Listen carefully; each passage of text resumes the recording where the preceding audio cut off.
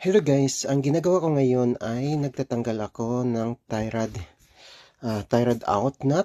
So, natanggal ko na yung nut kaso stuck pa siya sa lagayan niya, sa hole. So, kailangan kong i-heat it up para gumalaw at magbago yung fittings niya at matanggal siya. So, yun, pag natanggal ko na, konting palo lang. So ngayon, tinatanggal ko naman yung 2 bolts and nut ng strut assembly kasi kailangan kong tanggalin tong strut assembly para matanggal ko to. Kasi ang parts na tatanggalin ko dito guys ay yung axle at saka yung strut assembly at saka stabilizer link bar.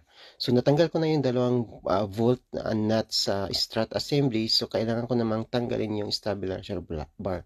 So ang stabilizer bar guys, kailangan mo